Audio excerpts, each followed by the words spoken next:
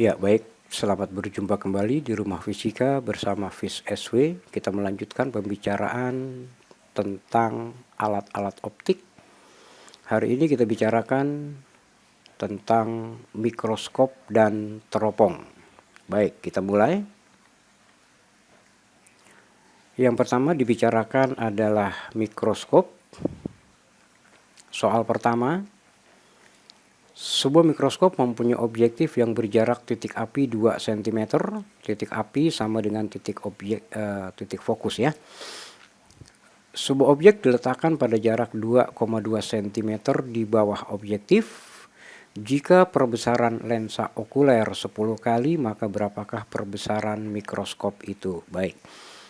Pertama kita hitung dulu perbesaran dari lensa objektif.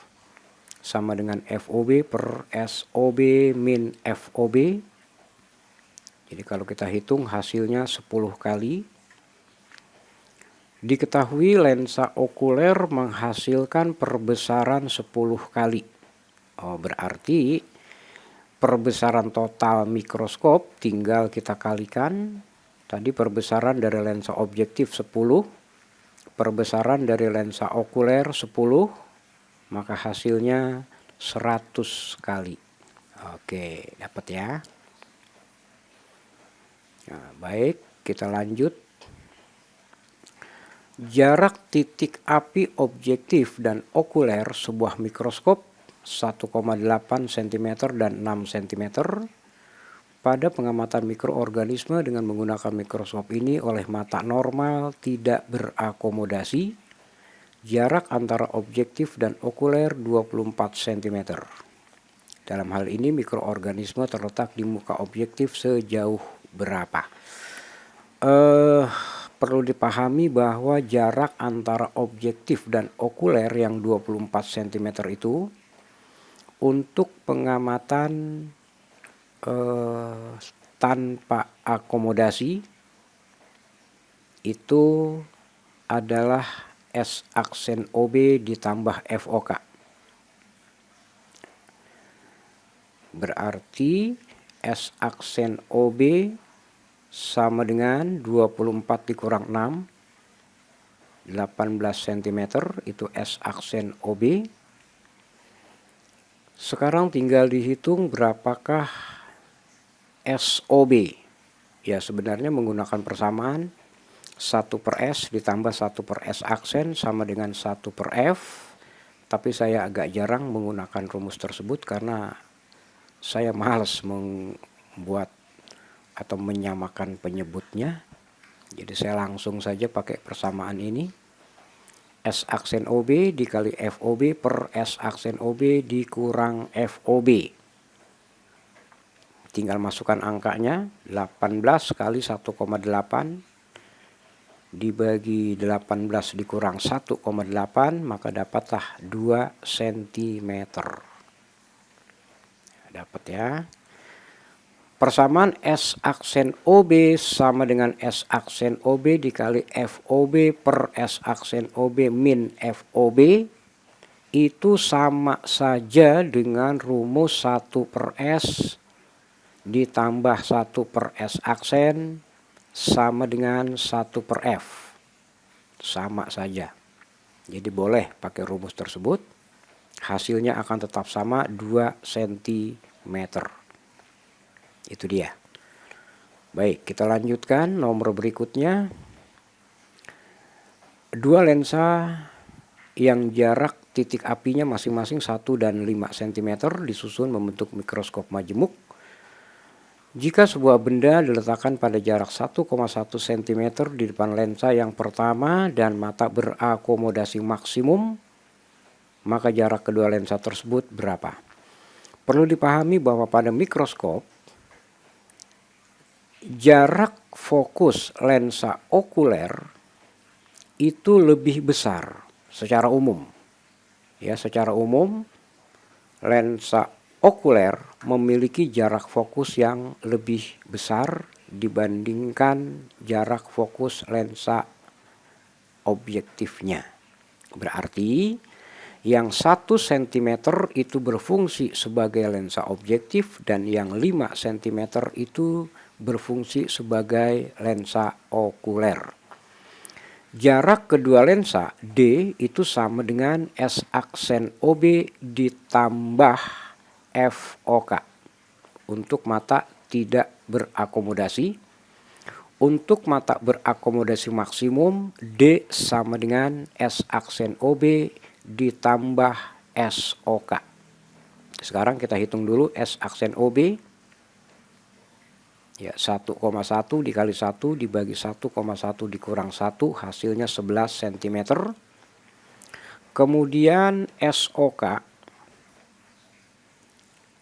S aksen OK dikali FOK per S aksen OK dikurang FOK. Kembali lagi, ini sama saja dengan 1 per S ditambah 1 per S aksen sama dengan 1 per F. Semua untuk lensa okuler. Untuk pengamatan yang berakomodasi maksimum, S aksen OK itu sama dengan min SN. SN itu jarak baca normal, kalau tidak disebutkan maka kita gunakan 25 cm. Kita hitung maka dapatlah SOK 4,166. Ya, saya pakai angka pendekatan 4,2 cm. Berarti jarak antara kedua lensa S aksen OB ditambah SOK. Jadi 11 ditambah 4,2 15,2 cm. Itu dia.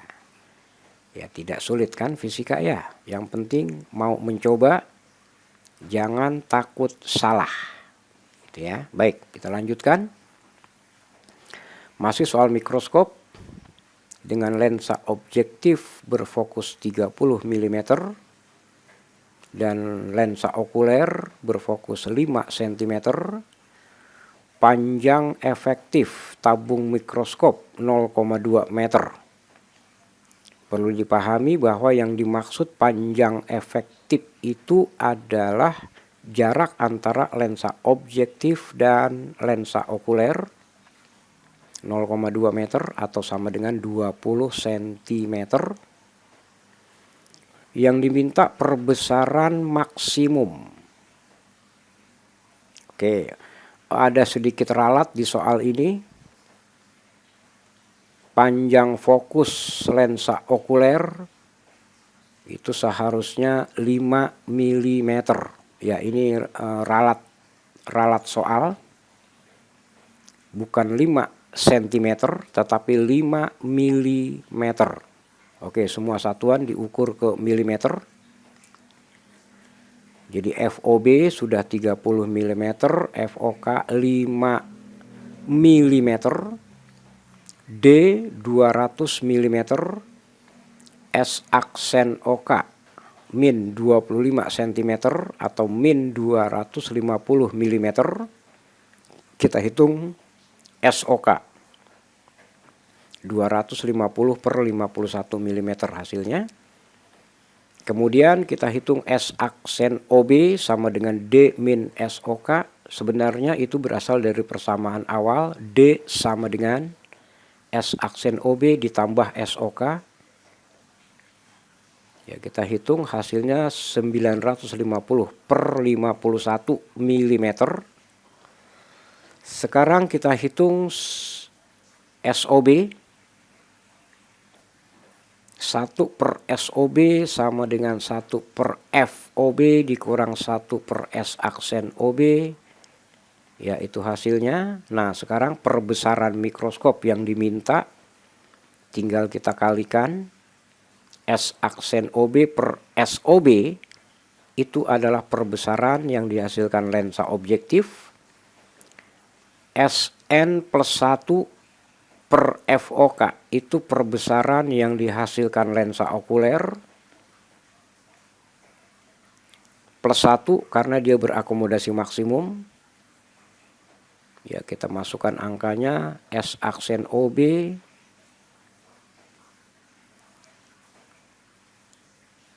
950/51 dikali 1/SOB. Hasilnya 280. Iya, itu dia. Baik. 280 kali, itulah perbesaran maksimum dari mikroskop. Oke, ini soal UM/UGM tahun 2005 ya. Nggak masalah. Masih dalam jangkauan kemampuan. Jadi ditunjukkan bahwa soal-soal tes KPTN itu tidak semuanya susah. Ternyata ada kok yang bisa kita jawab. Oke, kita lanjut.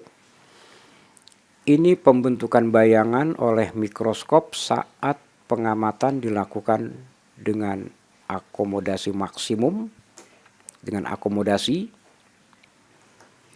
agar pengamatan dilakukan dengan mata berakomodasi minimum atau tanpa akomodasi, maka mana pernyataan yang benar? Saat pengamatan dilakukan tanpa akomodasi, maka bayangan yang dihasilkan oleh lensa objektif harus tepat jatuh di titik fokus lensa okuler. Nah, ini belum terletak pada titik fokus lensa okuler karena ini gambar pengamatan saat berakomodasi. Jadi supaya pengamatannya menjadi tanpa akomodasi, maka lensa okuler harus digeser sampai titik fokus okuler tepat jatuh di bayangan yang dibentuk oleh lensa objektif. Berarti lensa okuler digeser menjauhi lensa objektif sejauh 8 dikurang 6, 2 cm. Bisa dilihat di bagian yang saya beri lingkaran merah itu. Jarak fokus titik okuler 8 cm.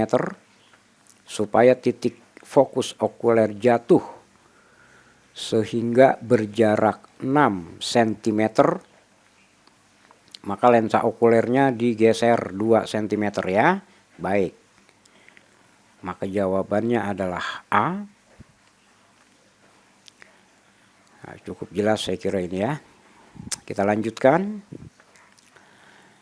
Ini pembentukan bayangan pada mikroskop saat pengamatan dilakukan tanpa akomodasi. Dari mana kita tahu itu? Dari dua berkas sinar yang keluar dari lensa okuler masuk ke mata pengamat berupa garis yang sejajar. Dua garis yang sejajar.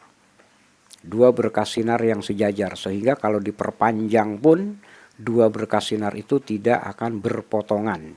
Berarti bayangan akhir terletak di titik jauh tak hingga. Itu namanya pengamatan tanpa akomodasi. Jika berkas yang keluar dari lensa okuler merupakan berkas sejajar, berarti jarak antara lensa objektif dan okuler adalah berapa? Oke. Pada pengamatan tanpa akomodasi, jarak antara lensa objektif dan lensa okuler itu akan sama dengan S aksen OB ditambah FOK. Dari gambar kelihatan FOK itu 8 cm. Sekarang kita hitung S aksen OB, jarak bayangan yang dibentuk oleh lensa objektif. Itu persamaannya. SOB 2,2 cm, FOB 2 cm, maka dihitung dapatlah 22 cm. Maka jarak antara lensa objektif dan okuler S aksen OB ditambah FOK, berarti 22 ditambah 8 sama dengan 30 cm. Itulah jarak antara lensa objektif dan lensa okuler. Iya, bisa ya. Oke. Pokoknya prinsipnya kalau ada cara yang mudah Ya, saya akan gunakan cara yang mudah. Itu. Kita lanjutkan. Ini juga masih tentang pembentukan bayangan oleh mikroskop saat berakomodasi maksimum. Nah, sekarang ditanya lagi jarak antara lensa objektif dengan lensa okuler menjadi berapa? Ya, pertama kita hitung dulu S aksen OB. Ya, angkanya sama dengan soal sebelumnya ya. Hasilnya 22 cm. Kemudian saat pengamatannya dilakukan dengan berakomodasi maksimum, berarti jarak antara lensa objektif dan okuler itu akan sama dengan S aksen OB ditambah SOK. SOK itu jarak antara benda dengan lensa okuler. Kita ingat bahwa bayangan yang dibentuk oleh lensa objektif akan dianggap sebagai benda oleh lensa okuler. Maka kita hitung dulu berapakah SOK, jarak benda terhadap lensa okuler.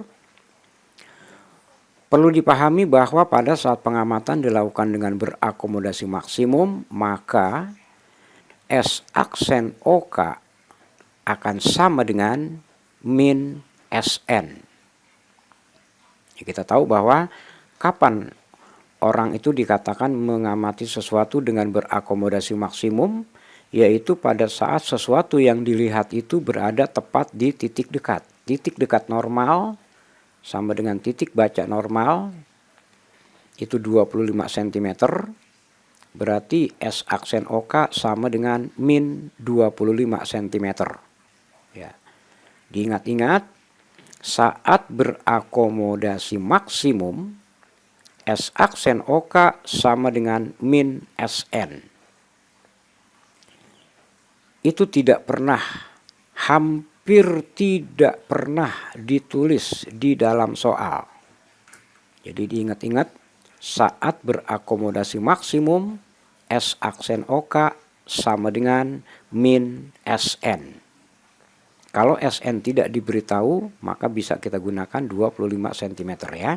Baik, kita hitung. Min 25 dikali 8, 8 itu adalah FOK. Lihat dari gambarnya. Maka dapatlah SOK 6 cm. Berarti jarak antara lensa objektif dengan lensa okuler sama dengan S aksen OB ditambah SOK sama dengan 22 ditambah 6. Iya, 28 cm. Iya, itu dia. Ya. Banyaklah berlatih mengerjakan soal. Jangan takut salah, itu aja kuncinya.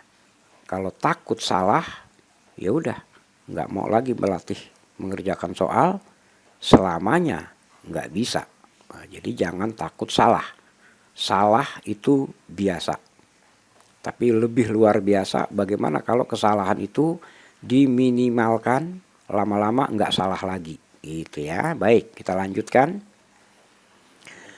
Ini juga masih tentang pembentukan bayangan pada mikroskop saat dilakukan pengamatannya tanpa akomodasi. Dari mana kita tahu?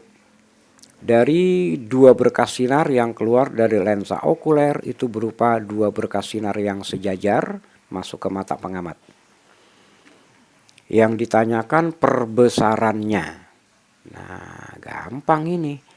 Pertama, kita hitung dulu perbesaran yang dihasilkan lensa objektif. Lalu kita hitung perbesaran yang dihasilkan lensa okuler. Setelah itu dapatlah perbesaran total. Perbesaran yang dihasilkan lensa objektif itu lensa biasa, boleh dihitung dengan rumus M sama dengan S aksen per S, boleh. Tapi saya lebih suka menggunakan rumus yang saya tulis di sini, F per S min F. Jadi saya tidak perlu menghitung S aksen. Baik, kita hitung. FOB 2 cm, SOB 2,2 cm, maka hasilnya 10.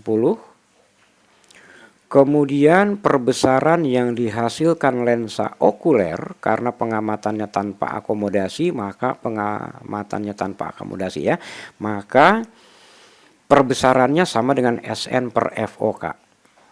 Kalau akomodasi maksimum, SN per FOK ditambah 1. Iya.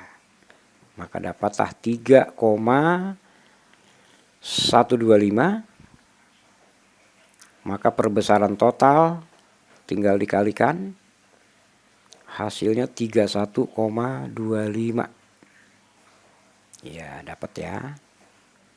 Jadi kalau suatu ketika soal ini diubah perbesarannya untuk pengamatan berakomodasi maksimum, maka perbedaannya hanya pada perhitungan MOK. Kalau berakomodasi maksimum, MOK sama dengan SN per FOK ditambah 1. Oke, gitu ya. Baik. 31,25. Berikutnya, tentang teropong ya. Teropong, ada teropong bintang, ada teropong bumi, ada teropong panggung, ada teropong bias, ada teropong pantul. Tetapi kebanyakan soal itu mempersoalkan teropongnya berupa teropong bias, jarang memberikan soal teropong pantul ya. Baik, kita mulai tentang teropong. Sebuah teropong dipakai untuk melihat bintang yang menghasilkan perbesaran 20 kali jarak lensa objektif terhadap okuler 125 cm. Digunakan dengan mata tak berakomodasi. Berapakah jarak fokus okuler? Oke. Saat pengamatan tanpa akomodasi, perbesaran teropong sama dengan FOB per FOK. Tadi katanya perbesarannya berapa? 20. Iya. Maka FOB sama dengan 20 FOK. Jarak antara lensa objektif terhadap lensa okuler saat dilakukan pengamatan tanpa berakomodasi, itu dia. FOB ditambah FOK. Maka FOB-nya saya ganti dengan 20 FOK. Hasilnya menjadi 21 FOK. Sekarang kita hitung. FOK sama dengan D per 21, 125 per 21 sama dengan 5,95 cm. Ya, itu dia jawabannya. Atau FOK sama dengan D per M plus 1. Kita hitung. D-nya 125, M 20 ditambah 1. Hasilnya sama seperti tadi, 5,95 cm. Jadi boleh pakai cara pertama, boleh pakai cara kedua. Cara kedua ini, FOK sama dengan D per M plus 1 adalah untuk pengamatan tanpa berakomodasi. Tadi jawabannya berapa? 5,95. Yang mana itu? Ini dia. 5,95 cm. Oke, kita lanjutkan. Sebuah teropong dipakai untuk melihat bintang yang menghasilkan perbesaran 6 kali. Jarak lensa objektif terhadap lensa okuler 35 cm. Teropong ini digunakan dengan mata tak berakomodasi. Maka jarak fokus okulernya adalah berapa? Oke, kita gunakan rumus yang tadi ya. Jarak antara kedua lensa itu D 35, perbesarannya 6 ditambah 1 berarti 35 dibagi 7 sama dengan 5 cm. Ya, itu ya. Ini untuk pengamatan tanpa berakomodasi. Oke. Kita lanjutkan. Teropong bumi. Nah, ini tadi yang saya katakan, ada teropong bintang, ada teropong bumi. Sebuah teropong bumi dipakai untuk melihat objek yang menghasilkan perbesaran 20 kali jarak lensa objektif terhadap okuler 125 cm. Teropong ini dilengkapi lensa pembalik dan digunakan dengan mata tak berakomodasi. Jarak fokus lensa okulernya 5 cm. Maka berapakah jarak fokus lensa pembalik? Oke, pada teropong bumi bayangannya tegak. Bagaimana caranya supaya bayangan akhir itu tegak? Kalau pada teropong bintang hanya ada lensa objektif dan lensa okuler, maka bayangan akhir itu terbalik. Nggak masalah, karena yang diamati hanya benda-benda angkasa, bintang, dan sebagainya. Tapi kalau menggunakan teropong bumi terbalik bayangan akhir agak susah kita, maka pada teropong bumi bayangan akhir harus tegak. Maka di antara lensa objektif dan okuler diletakkan satu lensa positif yang kita kasih nama lensa pembalik. Maka kita hitung dulu tadi perbesarannya 20 kali. Berarti FOB sama dengan 20 FOK. Nah, panjang teropong bumi yang menggunakan lensa pembalik itu sama dengan FOB ditambah 4 FP ditambah FOK. FP itu fokus lensa pembalik. Oke. FOB ganti dengan 20 FOK. Hasilnya menjadi 21 FOK plus 4 FP. Tadi D-nya 125. Maka kita hitung, dapatlah FP 5 cm. FOK-nya 5 cm. FP-nya juga ternyata 5 cm. Gitu ya. Baik, ini soal tentang teropong. Oke, melengkapi pembahasan soal sebelumnya tentang mata dan loop sebagai bahan persiapan untuk menghadapi PAT. Baik, sampai di sini. Terima kasih telah belajar bersama. Semoga sukses kalian semuanya. Nah, jika apa yang saya sajikan itu dirasa bermanfaat, boleh kalian like, share, dan subscribe supaya bisa mendapatkan info tentang pembahasan soal-soal berikutnya. Oke, terima kasih. Sampai jumpa di Rumah Fisika bersama SW di pembahasan soal selanjutnya.